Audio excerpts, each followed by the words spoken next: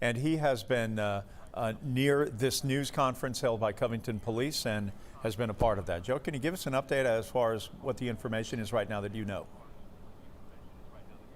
Yeah, so here's the very latest, Jeff. We just spoke with Covington Police to get some of those details and information here. We can tell you that they believe no one on board this plane survived.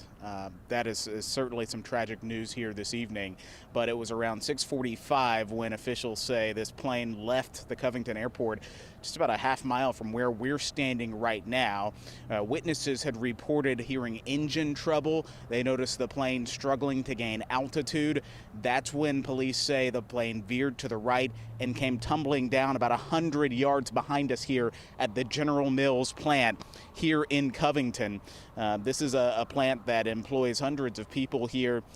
Fortunately, no one on the ground here was hurt, according to police. The plane crashed into 4 trailers, which are destroyed.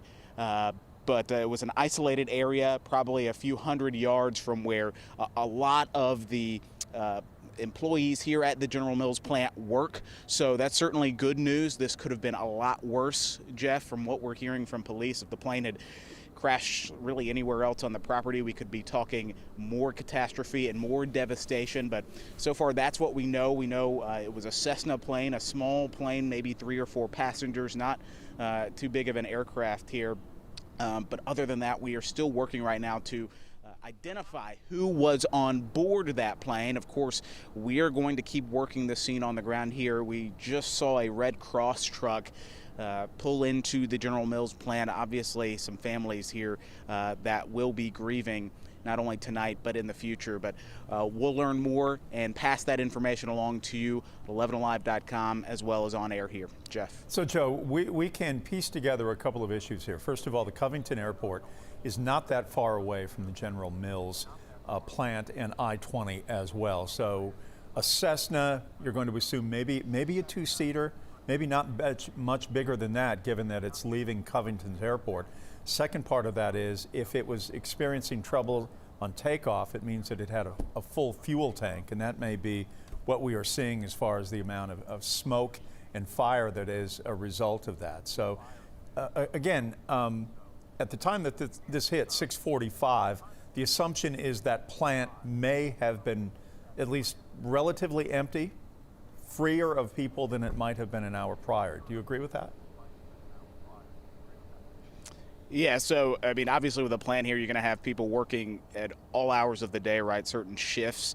It seems like there were several people here.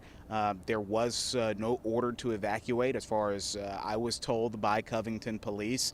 So you still have people kind of going in and out, still discovering, really what this scene encompasses. Fortunately, this happened several yards away from where the bulk of employees were, and no employees were around the site of the plane crash. So still several crews on scene here, fire, EMS, police, all sort of going through the damage, seeing what they can find. The FAA also investigating. We understand they are on scene right now, and we're trying to get a word with them to see what they know in all this. Is there going to be another news conference that is going to be held by Covington law enforcement? Has that been scheduled for later tonight to be able to give us more details about what kind of Cessna this may have been? Presently, there's not one scheduled. So let's presently recap there's not this. another news. Let's recap this again, Joe. Again, tell us what you know exactly transpired tonight, and again, the fatality is expected only to involve those that were in this aircraft, and that may be only the pilot. It might be an additional passenger. We simply do not know about that. Right, so it was around 6:45 that this all went down, and Covington Police are telling us they expect at least one fatality, the pilot of this aircraft and whoever else may have been on board. They're not certain how many people were on board that plane, but they do not expect any survivors in that plane crash from anyone who was on board. Fortunately, here on the ground at the General Mills plant where this plane crashed, no injuries were reported. 4 trailers, we understand, were destroyed based on where this plane landed here, crash landed here on the property.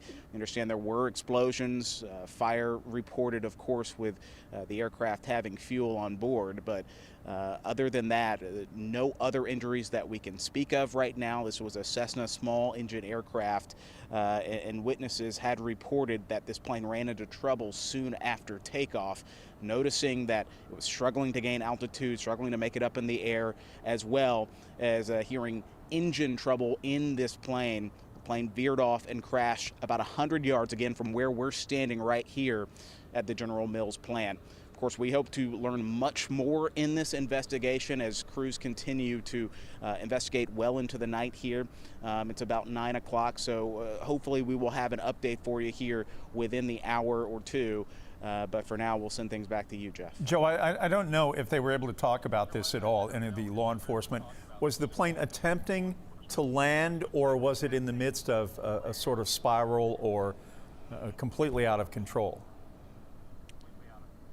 So per witnesses who obviously saw this plane in the air at the time, the plane had just taken off from the Covington airport. I mean, this was not a plane coming in from a long distance or anything like that. This happened soon after takeoff. And so the question is, what are all the factors that led up to this plane losing control? What led up to this plane crashing into a General Mills facility here? Certainly the FAA will look into that. Police here just trying to assess the scene and control the scene. It is quiet out here for now, not a ton of traffic. I'm sure if this happened, even an hour beforehand, we would have seen, more traffic over here. This is an industrial part of Newton County of Covington, so we do see several semi-trucks going in and out of the premises here, but police saying this could have been a lot worse tonight. All right, Joe Ripley reporting from Newton County and Covington. We certainly appreciate it. When you talk about small plane crashes like this or any kind of aviation mishap, the first thing you talk about is weather, and the weather tonight clearly is not an issue. I mean, it's been a very sunny day in Atlanta, very balmy-like temperatures, and weather has not been part of the determinant as to why this plane went down or experienced the kind of issues that it did, that it ultimately crashed in Covington today. All right, Joe Ripley. Weather reporting. certainly not a factor tonight. Yeah. Thank you, Joe. We appreciate it. We'll check in with you a little bit later. All right, again, let's give you a quick update, a compendium of what we know tonight that has transpired. Around 6:45 tonight, a small Cessna leaving the Covington airport encountered some trouble, difficulty on takeoff, and it then crash landed, what we believe, near I-20 and an industrial park that included the General Mills plant. It skipped into a couple of trailers that caught fire, exploded. No one was hurt on the ground. No one was involved. We do know that there was a fatality, according to Covington police, in the Cessna. We do not know if that is plural or singular, meaning is it more than the pilot? That's one of the questions certainly that we have tonight. We'll try to get the answer for you. We'll have more coming up your way right here on WATL, the Big 36. All right, we will take a break. We'll continue with news and weather right after this.